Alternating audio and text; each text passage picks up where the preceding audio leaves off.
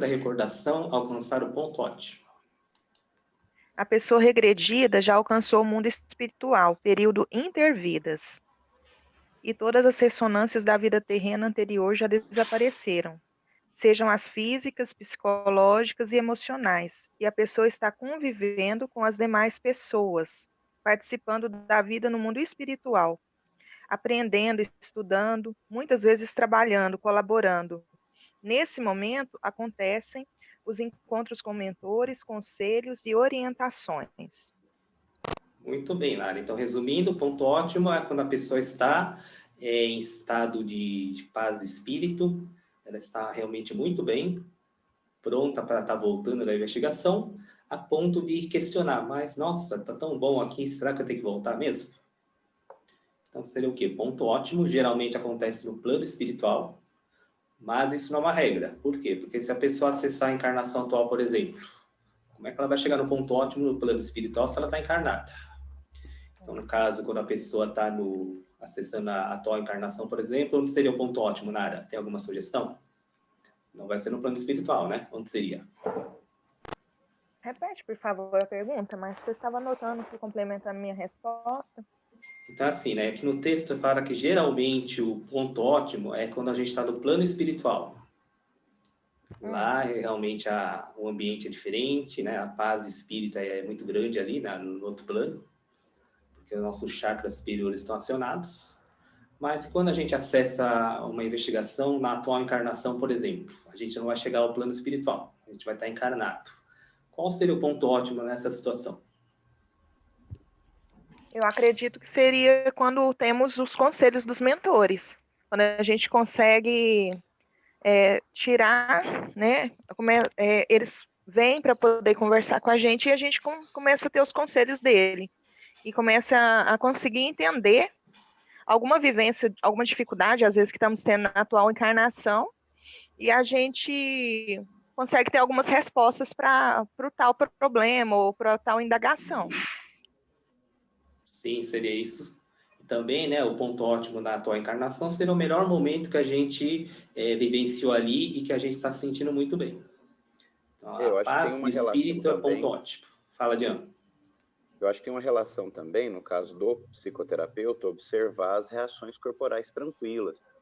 É um momento em que a respiração está calma, não tem um grande acesso de movimentos oculares, é como se já tivesse passado aquela fase de tensão que veio à tona.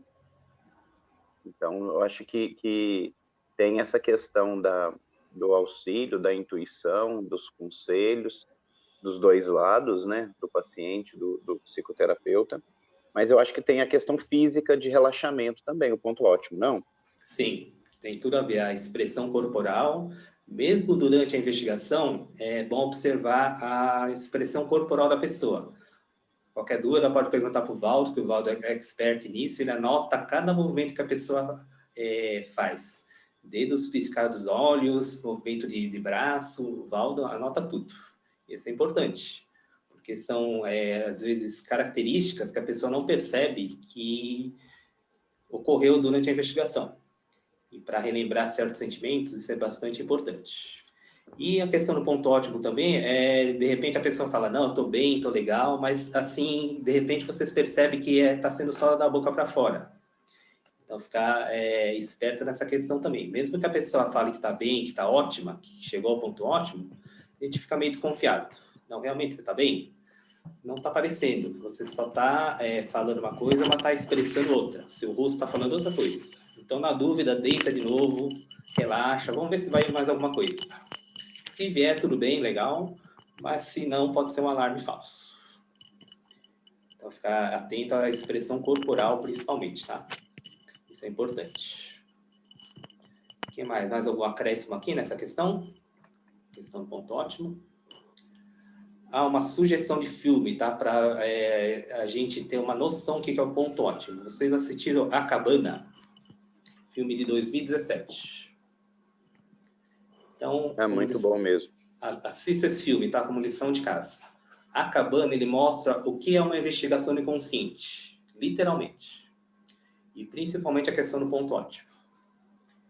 Eu acho que aqui também tem uma se não me engano, uma comparação positiva sobre a regressão, as outras técnicas de regressão, a regressão a vidas passadas, utilizados em consultórios, sem parar no ponto ótimo. É um momento em que às vezes pode ser traumático, pode ser complicado para o paciente, para o terapeuta, e pode deixar a pessoa sintonizada em momentos não adequados. Então, acho que tem essa questão também, que a PR coloca com muita ênfase sobre parar no ponto ótimo. Então, não adianta só regredir, né, e às vezes interromper a regressão sem ser no ponto ótimo, pode piorar toda a situação. Onde termina a regressão, fica a sintonia, né? Eu acho que então é um ponto importante da PR até, da metodologia que a gente está seguindo em relação a outras técnicas de regressão. É por isso que algumas pessoas são traumatizadas, né, literalmente, com regressão. Então, essa questão das terapias regressivas, né? Seja da TVP, seja da hipnose, algumas terapias TVP, por exemplo, tem algumas escolas que ensinam, que são os mentores que conduzem todo o trabalho também, dentro da TVP. Inclusive, é uma escola de Campinas, aqui no interior de São Paulo. E eu tive uma aluna que ela fez o curso dessa TVP, que são dos mentores, segundo ela, e depois ela fez o curso da PR. E aí eu perguntei para ela qual a diferença, né, se são os mentores que conduzem também a TVP, na questão do trabalho, durante a regressão. A diferença é que na TVP, mesmo sendo dos mentores, não tem ponto ótimo, não tem plano espiritual. Por exemplo, a pessoa desencarna, e aí eles fazem o quê? Faz uma reconsideração, eles fazem, aí eles usam a técnica deles, ressignificação. E aí entra a atuação do terapeuta. Então, mesmo nessa TVP, que são os mentores que conduzem todo o trabalho, chega a um certo ponto, por exemplo, na ressignificação, o terapeuta entra em ação. Aí é o terapeuta conduzindo todo o trabalho, para que a pessoa ressignifique aquele desencarne trágico, por exemplo. Então, a grande diferença é que no ponto ótimo nosso, chega-se até o plano espiritual. E nas terapias regressivas não tem como chegar até plano espiritual nenhum. É só a vivência durante essa encarnação terrena que a pessoa acessou. É uma diferença muito grande. Mas, infelizmente, as pessoas confundem, né? Acham que é tudo a mesma coisa, mas a gente faz a nossa parte. Eu acho que essa questão ela é muito significativa pelo seguinte, quando a ressignificação vai partir do terapeuta, aí a bagagem do terapeuta, ou talvez ser um psicólogo, ou alguém que já tem uma formação complementar, ela aumenta muito de importância. E quando a gente está um pouco mais aberto intuitivamente aos conselhos do plano espiritual, aí vai aumentar, é claro que a importância existe, como a gente falou nas questões anteriores, só que você tem um auxílio maior, você estende um pouco mais a capacidade sua de auxiliar, né? Não sei se eu fui claro. Sim, muito claro. Porque aí fica provado, né, que quem comanda todo o processo são os mentores. Somos apenas auxiliares, sendo intuídos por eles. Então, não tem como dar errado se a gente seguir a intuição dos mentores. Não tem como dar errado mesmo. Agora, se a gente quiser colocar a nossa opinião, dar o nosso pitaco, a tendência de dar errado é muito grande.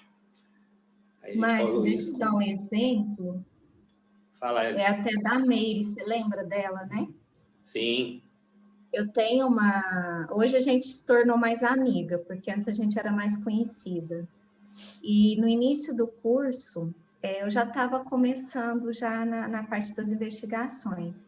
A gente se reencontrou, né? Eu e essa pessoa, e ela perguntou o que eu estava fazendo tal, e toquei no assunto da PR.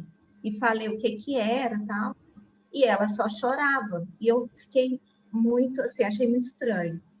Aí ela pegou e falou, nossa, eu preciso conversar uma coisa com você. Aí nós marcamos outro dia, ela foi conversar comigo sobre esse assunto.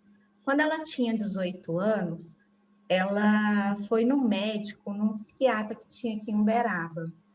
Quem é de Uberaba, eu não sei se lembra do Dr. Joaquim. e ele fez uma TVP com ela, porque ela tinha várias questões, né? Que ela não tinha resposta, só que tinha 18 anos. E partiu para uma investigação, na verdade, uma regressão, onde o ponto que ela parou foi quando cortaram a barriga dela para tirar o neném dela. Foi numa época muito antiga, né? E ela parou nisso. E o sofrimento dela foi muito grande, muito grande. O médico desesperou e voltaram naquele ponto. Então, assim, ela ficou dos 18 anos até agora 2 anos atrás, nesse ponto, né? Sofrendo isso. Então, assim, ela falou que isso impactou na vida dela, olha quantos anos. Aí é um ponto que eu reforço. Por isso que a gente tem que estudar muito bem o manual. Porque quando a pessoa... Porque nós vamos pegar casos assim que a pessoa passa por um momento muito doloroso. Então, a gente tem todo o material, tem que ter uma tranquilidade para ir lá no manual e tirar a pessoa daquela situação, entende? Então, assim, eu só acrescentei que, além da história, da importância da gente estudar e sintonizar com o manual. Então, ela viveu esse tempo todo só que só agora tem que 15 dias que ela me procurou para fazer a terapia, né? E eu achei até interessante que eu achei que ela ia naquela encarnação, naquele momento, só que ela tá passando por outros processos. Então, assim, é só a dica aí do quanto é importante esse ponto ótimo. Então ela resolveu te procurar agora para se tratar, Érica? Agora, Márcia, acredito que ela estava no namoro. Eu lembro quando você quando você fez o curso, você até chamou ela não quis, né? Nossa, eu chamei agora de novo, né? Falei, vamos, Miriam, ó, tá começando de novo, tal, né? Mas quem sabe na próxima, né? Ela entra, mas ela tá assim, amando. Ela falou que foi uma experiência única e que ela ficou mesmo com medo, mas confiando em mim, ela veio, sabe? Mas o que eu achei interessante é que ela indicou uma amiga dela antes dela vir. Só que essa amiga não fez, ela interrompeu e não fez o tratamento. Aí ela resolveu fazer e tá gostando bastante. Então, olha só, né, o perigo, né, que é a pessoa estar sintonizada numa situação aí há quantos anos, né? E, de repente, leva até uma encarnação inteira e não sabe o que é. E nada mais é que uma sintonia que tem que ser cortada. Então, é importante chegar no ponto ótimo, importantíssimo. Sim. Podemos ir para a próxima? Quais os riscos para a pessoa e para o terapeuta que existem se isso não ocorrer? Quem pode responder essa? Márcia? Quais os riscos para a pessoa e para o terapeuta que existem se isso não ocorrer? Ou seja, se não chegar no ponto ótimo. A pessoa regredida, ela pode continuar conectada, né, com essas ressonâncias, com as ligações traumáticas das encarnações anteriores. Ela pode se sentir perdida e ela vai abrir uma brecha, né, para atrair um obsessor e, consequentemente, também o terapeuta pode atrair esses obsessores para ele também. Sim. É o exemplo que a Érica deu também, né, agora, que olha só essa amiga dela, quantos tempo ela ficou, quantos anos? E é porta aberta para o obsessor, né? Eu acho também que todo mundo já deve ter tido aquela experiência de pesadelo, que a gente acorda com um pesadelo e a gente fica mal o dia inteiro.